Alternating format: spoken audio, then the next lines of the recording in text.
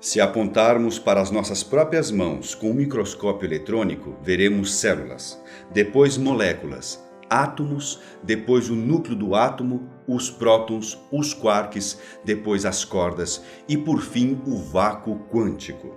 Existem várias correntes da física e formas diferentes de suas análises quanto o assunto é física quântica. Mas existe um consenso: tudo é feito de átomo. A sua mão, a cadeira que você está sentado bem aí, o pelo do seu gato, a pétala de uma flor. Absolutamente tudo ao nosso redor é feito de átomos. Se você quer saber um pouco sobre o universo do átomo, assista ao vídeo anterior dessa série. Alguns estudiosos acreditam que por trás de tudo está o vácuo quântico e que dele emana um potencial gigantesco de energia que poderia explicar muitas coisas sobre a criação do universo. De um lado, cientistas que tentam provar a existência de Deus através da física quântica. Do outro, céticos que não acreditam nessa possibilidade. Se Deus é uma energia que está em tudo, presente em todas as coisas do mundo e que emana a sua força sobre nós, o seu nome poderia ser vácuo quântico. É isso que muitos estudiosos acreditam. Eu sou Uriel Martínez e esse é o porquê das coisas.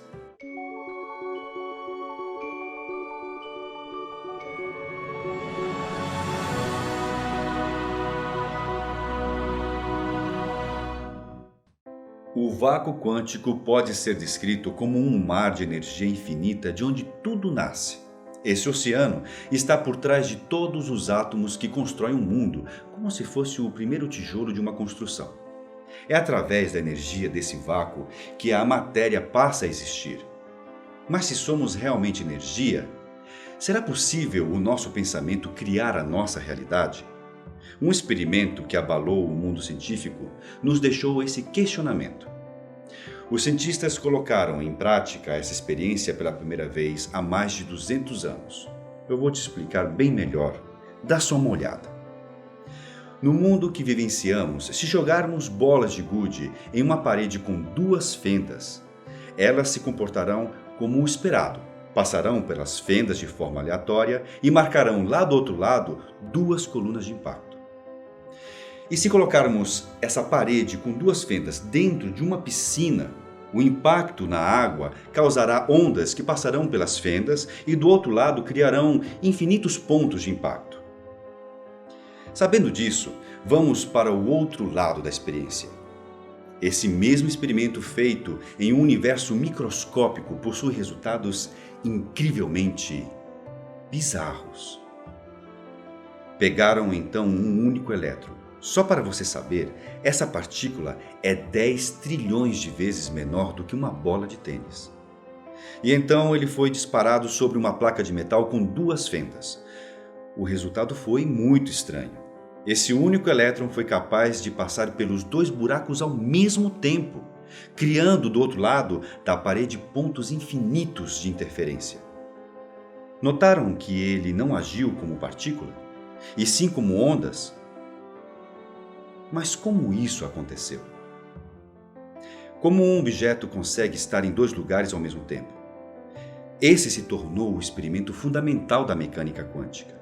É comum pensar que os elétrons são partículas, como bolinhas de gude, por exemplo, só que muito, mas muito menor. Mas nesse experimento o elétron se comportou como uma onda, criando do outro lado infinitos pontos de interferência. E não somente dois pontos de impacto como era o esperado. Procurando então respostas, eles colocaram um objeto observador na entrada dessas fendas para saber como esse elétron agia. Eis uma grande surpresa. Ele se comportou de forma diferente da primeira vez, como uma bola de gude e não como ondas. Apontaram então que aparentemente o comportamento da matéria quântica é bem diferente de quando nós estamos observando e quando não estamos. E que isso aconteceria basicamente pela influência energética que o observador exerceu sobre a partícula. Bruce Lipton, em seu livro Biologia da Crença, afirma: a física quântica descobriu que os átomos físicos são constituídos de vórtices de energia que giram e vibram constantemente. Cada átomo é um centro que gira e irradia energia e cada um deles tem uma assinatura e constituição próprias. Por isso, emitem coletivamente padrões de energia que podem ser identificados. Todo material no universo, incluindo você e eu, irradiamos uma assinatura energética única. Quando o elétron foi observado, interferiram no seu rumo. Isso levou alguns cientistas a procurarem explicações e a formular teorias sobre esse assunto. Algumas linhas de estudo acreditam que essa é a prova mais concreta de que o pensamento influencia tudo ao nosso redor, da mesma forma que influenciaram o elétron. Em outro teste feito em laboratório, os cientistas conseguiram fazer com que duas partículas se interligassem. Juntaram duas partículas e depois as separaram em distâncias gigantescas. Ao movimentarem uma das partículas, automaticamente a outra realizou o mesmo movimento. Comprovaram cientificamente que elas passaram a se comportar de forma interligada, como se não houvesse espaço entre elas. Esse fenômeno é conhecido como entrelaçamento de partículas e pode explicar perfeitamente a possibilidade da telepatia e reforça a ideia de que o pensamento pode modificar nossa realidade. Atualmente, a física entende que os elétrons podem ser ondas e partículas ao mesmo tempo, dependendo da forma como nós, observadores, agimos. Essa dupla característica, aparentemente contraditória, é chamada de dualidade onda-partícula. E isso explica muita coisa, além de abrir milhares de possibilidades sobre o universo. Somos matéria ou energia? O elétron é partícula ou onda? A resposta para as duas perguntas é simplesmente a mesma. Somos tudo ao mesmo tempo. Por isso, a mente e o corpo devem seguir juntos. Segundo estudiosos de física quântica, pensamentos negativos atraem acontecimentos ruins. E dessa forma, atraímos a doença, as dívidas, relacionamentos ruins e etc. Assim como observar o elétron fez com que ele mude o comportamento, agir na vida com um pensamento ruim te trará uma realidade desagradável. Se o nosso pensamento atrai a nossa realidade, então somos responsáveis pelas energias que atraímos para nós. Por exemplo, quando pensamos muito e temos medo de ser assaltados, saímos de casa com esse pensamento, logo a energia que você emana pode estar em sintonia com aquela pessoa que já sai de casa pensando em assaltar.